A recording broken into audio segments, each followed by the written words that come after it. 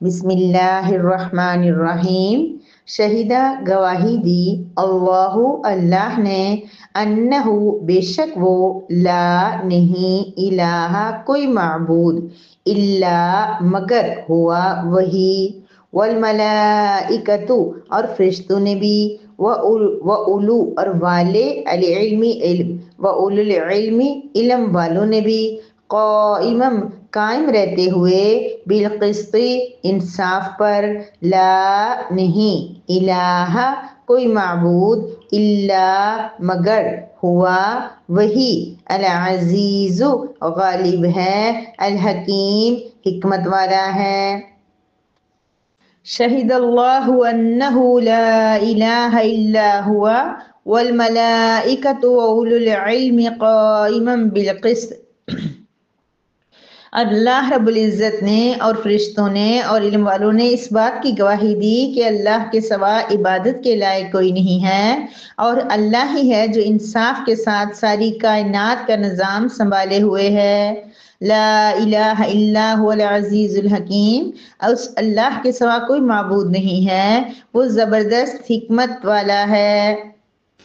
نحمدہ ونصلی علی رسولہ الکریم، اما بعد۔ سورہ آل عمران کی آیت نمبر 18 ہے، جس میں اللہ رب العزت اپنی توحید کی، اپنی وحدانیت کی خود گواہی دے رہے ہیں، اور اللہ رب العزت ہمیں بتا رہے ہیں کہ کون کون لوگ ایسے ہیں کہ جو میری وحدانیت کی گواہی دے رہے ہیں۔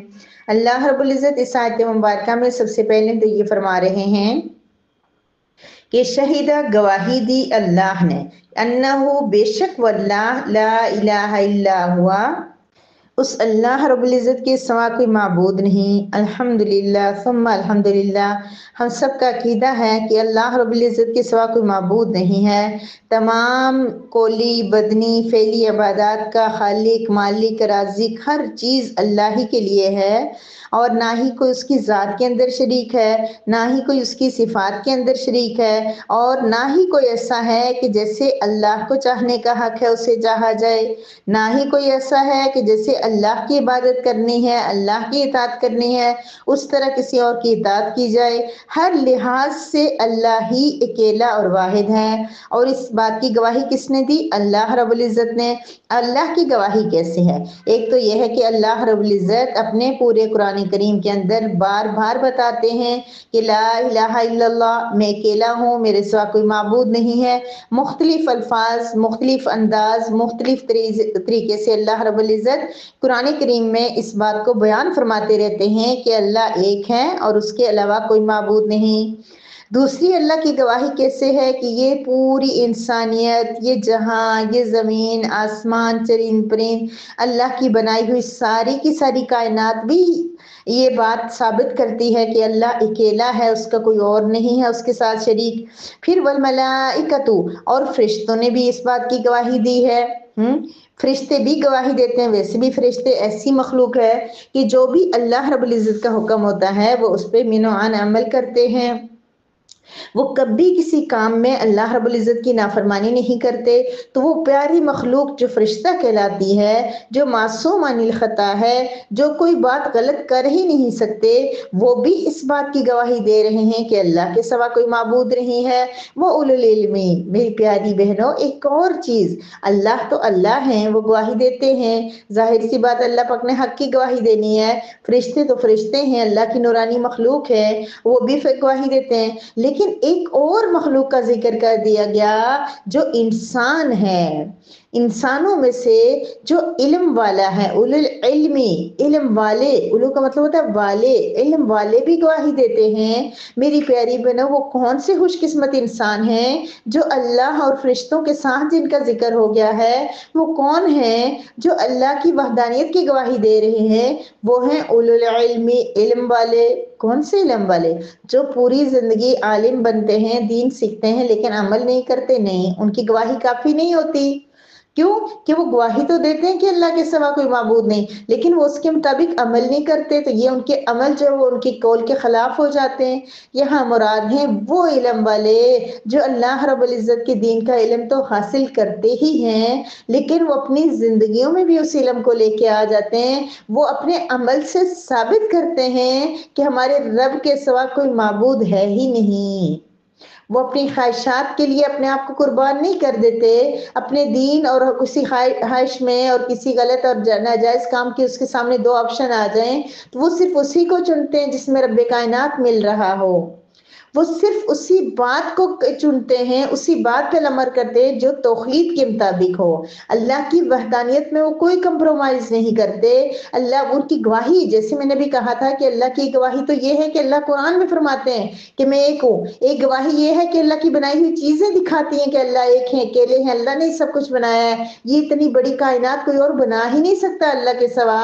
تو پھر دوسری بات یہ ہے کیوں کہ کوئی اور ایسی طاقت کا ہے ہی نہیں پوری کائنات میں جو یہ چیزیں بنائے۔ تو اسی طرح سے علم والے بھی گواہی دیتے ہیں، لیکن میں یہ خود سے کہہ رہی ہوں کہ وہ علم والے نہیں ہیں اس میں جو عمل نہیں کرتے، جن کے اعمال اس بات کو ثابت نہیں کر رہے ہوتے، وہ جا کے ایک جو ہے نا بہت ساری زندگی علم حاصل کرتے رہے، اللہ کو مانتے ہیں لیکن اوپر سے قبر والوں کو بھی مانتے ہیں اور زندوں کو بھی مانتے ہیں، مردوں کو بھی مانتے ہیں، بڑے بڑے بزرگوں کو بھی اللہ کے برابر لا کھڑا کرتے ہیں، انبیاء کو اللہ کے برابر کھڑا کر دیتے ہیں، صحابہ میں سے کسی کو اللہ کے برابر کھڑا کر دیتے ہیں۔ نبی کریم صلی اللہ علیہ وسلم بہت صفات والے ہیں، اللہ کے بعد ساری کائنات میں سب سے زیادہ درجہ ان کا ہے، لیکن اللہ کے برابر نہیں۔ تو ایسا علم والا جس نے ساری زندگی علم سیکھا، قرآن کریم بھی پڑھا، حدیث بھی پڑھی، لیکن اللہ کے برابر کسی کو کھڑا کر دیا تو اس کی گواہی کافی نہیں ہے۔ گواہی وہ دے گا جس کے نزدیک، اس کے علم میں، اس کے عمل میں، اس کے ہر چیز کے اندر اللہ ایک ہی ہو، اللہ کے سوا کوئی نہ ہو۔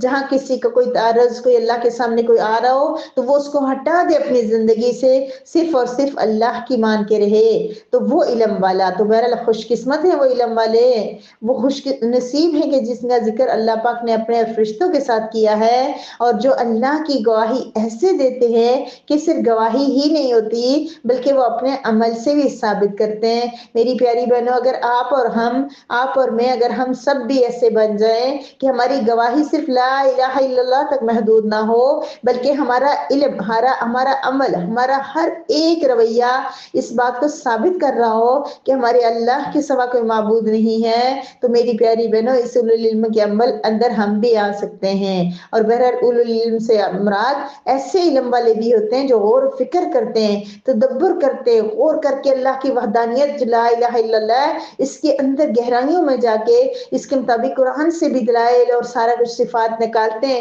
اور ان کے مطابق ہی ان کا علم و عمل ہوتا ہے۔ پھر دوسری بات کیا فرمائی؟ قائما بالقسط۔ یہ سارے اللہ رب العزت، فرشتے اور علم والے اس بات کی بھی گواہی دیتے ہیں کہ اللہ رب العزت کا جو نظام ہے وہ انصاف پہ مبنی ہے۔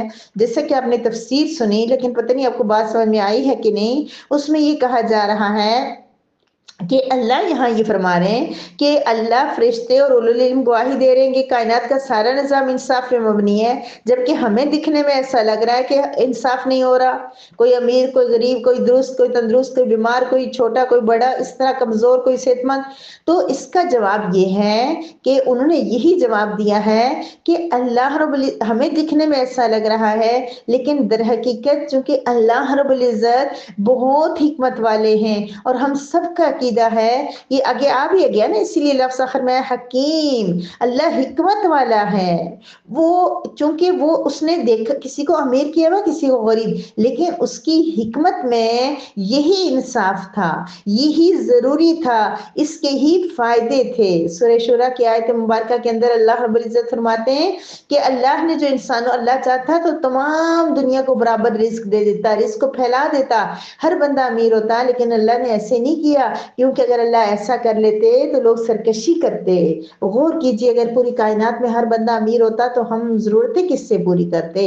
یہ نظام ہی ایسے چلا ہے کہ کوئی امیر ہے کوئی غریب ہے, کوئی ضرورت مند ہے کوئی ضرورتیں پوری کرنے والا ہے, کوئی دینے والا ہے کوئی لینے والا ہے, تو یہ نظام چلا ہے. اسی طرح سے اب ہر چیز کو دیکھ لیں کہ اگر ہمیں بیمار کوئی نہ ہوتا تو ہمیں زندگی صحت کی قدر کیسے ہوتی, کوئی فوت نہ ہوتا تو زندگی کی اہمیت کیسے پتہ چلتی. تو بہرحال جو بھی اللہ کا نظام ہے اس میں انصاف تو ہے, لیکن جہاں ہمیں نظر نہیں آ رہا وہاں اللہ کی حکمت ہے. اللہ رب العزت کی حکمت کے مطابق وہی چیز صحیح ہے, وہی درست ہے, وہی انصاف ہے, وہی عدل ہے جو اللہ پاک نے کیا ہے. لیکن اس کے بارے میں ہمارے ناقص ذہن سمجھ نہیں سکتے کہ اس میں کیا کیا حکمت ہے. ہم نے تو صرف یقین رکھنا ہے کہ اللہ رب العزت کا جو انصاف ہے وہ انصاف ہی ہے. اللہ نے جو دیا ہے, جس کو دیا ہے, جتنا دیا ہے, وہ سب کا سب اس کے لیے اتنا ہی ضروری تھا. اس سے زیادہ دے دیتا تو یہ انسان آپے سے باہر ہو جاتا. پھر جو مقصد تھا نا زندگی کا, مقصد حیات جس کو آج ہم بلا بیٹھے ہیں, وہ مقصد فوت ہو جاتا اور یہ دنیا تو گزر جاتی, ساری عیاشی کرتے, سب تندرست ہوتے, سب صحت مند ہوتے, لیکن وہ جو لائف ہے نا جو ختم ہی نہیں ہوگی, جو کبھی بہت لانگ لائف ہوگی جس کا کوئی اینڈ ہی نہیں ہے, تو وہ پھر خراب ہو جاتی نا. تو اللہ نے انصاف یہ کیا کہ یہاں پہ کچھ کمی کچھ بیشی, کچھ زیادتی کچھ کمی, کچھ تھوڑا کبھی زیادہ, کبھی کم کبھی زیادہ, یہ سارا کچھ ہوتا ہے. اور وہ جنت جو ہے نا وہ ہمیشہ کی لائف نا, وہاں پھر انصاف کے ساتھ ہر انسان پھر جائے. تو اللہ کا کوئی کام انصاف سے ہٹ کے نہیں ہو سکتا. قائما بالقسط, یہ زمین آسمان چرند پرند کتابیں قرآن انبیاء ہر چیز کے معاملے میں اللہ رب العزت نے انصاف کو قائم رکھا ہے. یہ دونوں عقیدے ہمارے پکے ہونے چاہیے, اس کے سوا کوئی معبود ہے ہی نہیں, اور وہ اس کا ہر کام. یہاں پھر ہم مار کھا جاتے ہیں جب ہمارے اوپر کوئی پریشانی آتی ہے, ہم کہتے ہیں میں ہی کیوں, یہ آزمائش میرے اوپر ہی کیوں آئی ہے, میں ہی کیوں اتنا غمزدہ ہوتا ہوں, مجھے ہی کیوں پریشانیاں ملی ہے, میرے پاس ہی پیسے کم ہیں, میں ہی بیمار ہوں, میرے ہی بچے نافرمان ہیں, میرا ہی ہسبینڈ نہیں اچھا, یہ سب کچھ میرے ساتھ کیوں ہو رہا ہے. نہیں میری پیاری بہنوں, ایسے موقع میں بھی ہم نے اس آزمائش میں پورا اترنا ہے. ہم نے یہ سوچنا ہے کہ اگر اللہ نے یہ پریشانی مجھے دی ہے تو اللہ کی کوئی حکمت ہوگی, اللہ مجھے اس کے بدلے میں کچھ زیادہ دینا چاہ رہے ہوں گے. میرے ہی بچے نافرمان ہیں تو اللہ اس میں بھی مجھے آزما رہے ہوں گے, میری ہی مسائل ہیں تو اللہ پاک آزما کے مجھے آخرت میں کچھ زیادہ دینا چاہ رہے ہیں. سو اگر ان مسائل میں, ان پریشانیوں میں, ان دکھوں میں ڈوب کے رب کو بھول گئے, رب کی نمازیں روزے چھوڑ دیے ہم نے, بس بہنیں کہتی ہیں ہمیں پریشانی, میرے کام بہت زیادہ, ہم روزہ نہیں رکھ سکتے, تو ان دنیا کے مسائل, ان پریشانیوں میں, ان مصروفیات میں الجھ کے اگر ہم نے رب کائنات کے کاموں کو ٹائم نہیں دیا تو پھر وہ آخرت کا نقصان, بڑا نقصان ہو جائے گا. تو یاد رکھیے اس کا تعلق ہمارے عقیدے سے ہے کہ پریشانی میں, غم میں, دکھ میں, پریشانی میں, ہر حال میں ہم نے یہ سوچنا ہے کہ رب نے یہ کام کیا ہے نا, رب نے مجھے اس پریشانی میں مبتلا کیا ہے تو اس کو پتا ہوگا اس میں بھی حکمت ہوگی. بعض دفعہ اگر کوئی بات سمجھائی جائے بچے کو کہ اس میں حکمت ہوتی ہے, کہتے ہیں اس میں کیا حکمت ہو سکتی ہے, وہ نہیں مانگتے کہ رب ہمیں حکمت والی بات ہی دے. تو رب کائنات کا کوئی کام حکمت سے حالی ہوتا ہی نہیں, اس لیے ہمیں ہر کام کے اندر جو 100% بھی ہمیں کام پسند ہو پھر بھی کہنا چاہیے رب کریم اگر یہ کام میرے لیے بہتر ہے, تیری حکمت ہے تو مجھے یہ چیز میری خواہش پوری کر دے, ادروائز نہیں کر. رب کریم کو پتا ہے کہ ہمارے لیے بہتر ہے, اگر اس نے پریشانی رکھی ہے تو یہ بھی انصاف ہے اس کا, یہ بھی ہمارے لیے بہتر ہے اور یہ بھی ضروری ہے. تو ہم نے کیا کرنا ہے, آج کے بعد اللہ کے انصاف پہ آنکھیں بند کر کے یقین رکھنا ہے, وہ انصاف اس کا کوئی کمی بیشی ہو ہی نہیں سکتی.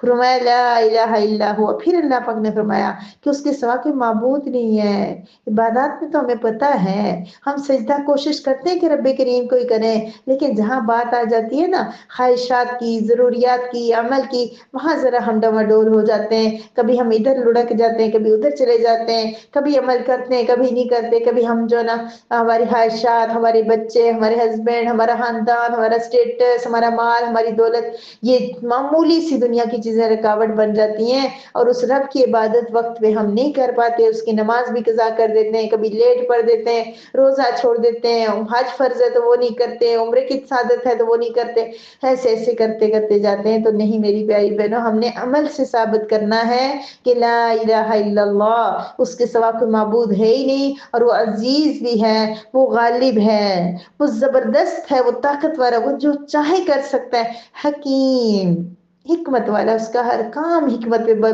مبنی ہے, کوئی کام اس کا حکمت سے حالی ہو ہی نہیں سکتا. سوری وقت زیادہ ہو گیا, لیکن اس سے پیاری آیت مبارکہ کا ایک شان نزول بھی ہے. ایک مرتبہ ملک شام سے دو آدمی آئے نبی کریم مدینہ منورہ کسی کام سے آئے. جب انہوں نے مدینہ کو دیکھا تو کہنے لگے یہ تو ایسا لگ رہا ہے جو ہماری کتب میں تورات میں لکھا ہوا ہے کہ وہاں پہ اللہ کا آخری نبی آئے گا, تو یہ تو وہ جگہ لگ رہی ہے. وہاں لوگوں سے پوچھنے لگے یہاں کے حالات کیسے ہیں, کون رہتا ہے, کسی نے بتایا یہاں ایک بزرگ آیا ہوا ہے جو کہہ رہا ہے کہ اللہ کے سوا کوئی معبود نہیں. دوڑتے ہوئے گئے, کہنے لگے آپ کون ہو, آپ کا نام محمد تو نہیں؟ آپ نے فرمایا جی میرا نام محمد ہے. کہنے لگے آپ کا نام احمد تو نہیں؟ فرمایا جی میرا نام احمد ہے. کہنے لگے ٹھیک ہے, ہمیں تو لگ رہا ہے کہ تم اللہ کے نبی ہو, ہماری کتب میں جو نشانی آئی تھی ساری آپ پہ پوری اتر رہی ہیں, لیکن ایک بات ہے, ہم آپ سے ایک سوال پوچھیں گے, اگر آپ نے درست جواب دے دیا تو ہم مان جائیں گے اور ہم اللہ پہ ایمان لے کے آ جائیں گے. فرمایا جی. انہوں نے کہا قرآن سب سے بڑی گواہی کیا ہے, اللہ کی اس کائنات کی سب سے بڑی گواہی کیا ہے؟ ابھی سوال کیا انہوں نے, اللہ کی طرف سے وہی نازل ہوگی. اللہ پاک نے پیاری صورت آیت مبارکہ نازل کی کہ سب سے بڑی گواہی یہ ہے کہ اللہ اور فرشتے اور علم والے گواہی دے رہے ہیں کہ اللہ کے سوا کوئی معبود نہیں اور وہ انصاف پر قائم ہے. تو یہ انہوں نے جب آیت پڑھ کے نبی کریم صلی اللہ علیہ وسلم نے سنائی تو وہ لوگ مسلمان ہو گئے. تو کیا ہو گیا کہ یہ ساری پیاری آیت مبارکہ کے اندر بہت بڑی گواہی ہے جو اللہ پاک دے رہے ہیں, اور فرشتوں نے یہ گواہی دی. تو رات میں اللہ اور فرشتوں نے تو رات میں, زبور میں, انجیل میں بھی, اور جتنے صحیفے تھے ان میں بھی یہ گواہی دی ہے کہ اللہ کے سوا کوئی معبود نہیں ہے. ٹھیک ہے, اور کائنات ساری فطرت کے مطابق ہے. اللہ رب العزت کہنے سننے سے زیادہ عمل کی توفیق عطا فرمائے, اور توحید ہمارے رگ و ایک ایک چیز کے اندر اللہ پاک ہماری توحید کو ڈال دے. وآخر دعوانا ان الحمد للہ رب العالمین.